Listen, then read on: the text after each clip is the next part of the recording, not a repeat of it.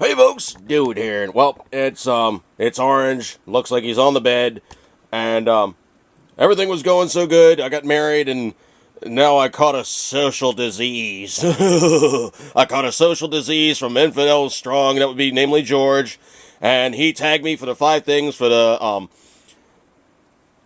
SHTF. That would be the Dookie hitting the rotary oscillator and things going really, really, really wrong. Apparently, it's bath time, and I don't want to show that. All right, but what I do want to show is the 5 things I'm going to grab and carry with me. Obviously, you should have a secondary illumination source. You'd have some way to light a fire.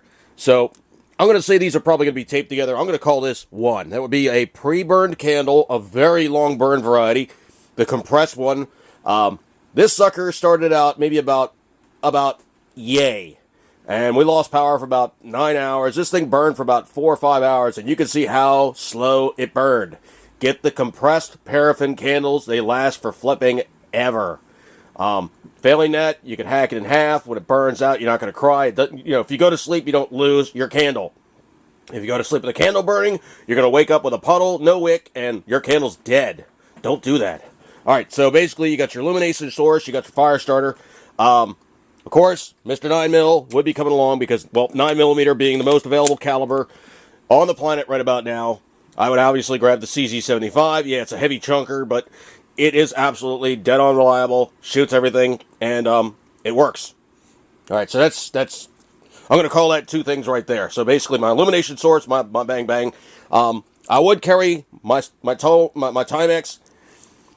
I'm sorry, my Casio G-Shock, because this is a solar charged watch. It resets itself by the atomic clock. Probably the atomic clock's going to go down, but you kind of need to know when to go to sleep and when to wake up. So I would say probably carry a very good digital watch that is solar charged, so you don't have to keep changing batteries.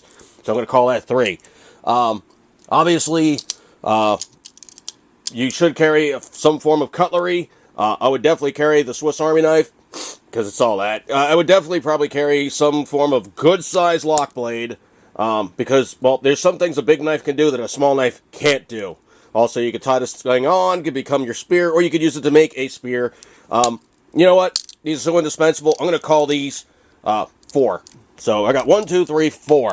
Now, absolutely, he's saying flashlights. Well, flashlights being the course in case of you need additional illumination sometimes. Yeah, just like he says, a surefire using 123s. 123s are going to be very hard to source, so that's out of the picture. I do like my Innova Bolt. I carry this thing constantly. If you look at the face of this, and it's going to be really hard to see on detail in this, it is a glass lens, so it actually stands up to very good abuse. I actually was welding once and using this for secondary lighting, so my welding mask wouldn't go completely dark and I wouldn't be able to see anything. I caught all kinds of spatters of all kinds of little pieces of metal flying into this thing and sticking. So basically it proved out the fact that when this thing started to rust, it caught a bunch of steel and it held up. It still works fine. It is a kick-ass flashlight. This is the older generation, so it's not quite as bright as the original or the newer one. I have very good service out of this. I really like this for another good reason. All right, any round flashlight you put down is going to roll.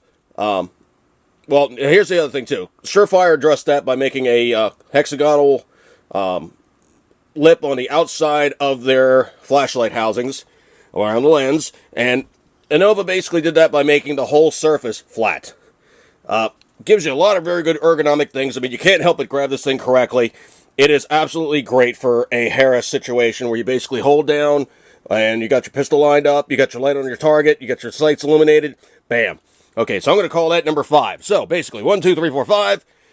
That is my SHTF grab and go, just in case. But 90% of this stuff is my daily carry, with the exception of the 9mm, because my state sucks.